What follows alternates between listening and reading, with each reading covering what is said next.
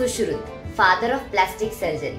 मित्रांनो, आज आपण प्राचीन भारतातील एका महान वैद्यकीय संशोधकाबद्दल जाणून घेणार आहोत, ज्यांनी मेडिकल सायन्स मध्ये अतुलनीय असं काम केलं आहे, आजच्या मेडिकल स्टुडंट्सना जे दिशा देत आहेत। तर सुश्रुत यांचा जन्म वाराणसी येथे झाला। त्यांचे वडील विश्वामित्र आणि त्यांचे गुरु काशीराज धन्वंतरी।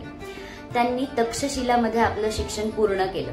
त्यानंतर गंगेमध्ये ज्या डेड बॉडीज सापडायच्या त्यावर अभ्यास करून त्यांनी बऱ्याचशा रोगांबद्दल माहिती करून घेतली, शस्त्रक्रिया शोधून काढल्या आणि आपल्या विद्यार्थ्यांना त्यांनी प्रशिक्षित केलं। ज्या वेळेला विजेचाही शोध लागलेला नव्हता, इक्विपमेंट्सची कमी होती, टेक्नॉलॉजी एवढी डेव्हलप झालेली नव्हती, त्याच सोबत अॅनेस्थेशिया देणं हेही फार कठीण होतं। अशा वेळेला त्यांनी बऱ्याचशा सर्जरीज केल्या आहेत।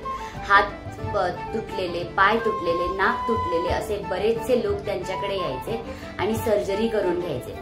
त्यांनी सुश्रुत संहिता हा ग्रंथ लिहिला, ज्याच्यामध्ये त्यांनी 120 इन्स्ट्रुमेंट्सचा उल्लेख केला आहे। वेगवेगळ्या रोगांबद्दल, त्यांच्या निदानाबद्दल, औषध निर्मितीबद्दलही त्यांनी उल्लेख केलेला आहे आणि आज हा ग्रंथ आपल्याला खूप सारी माहिती देत आहे। तर मित्रांनो, अशा शास्त्रज्ञांबद्दल, संशोधकांबद्दल आपल्याला अभिमान असला पाहिजे आणि हा वारसा आपण जपला पाहिजे। धन्यवाद।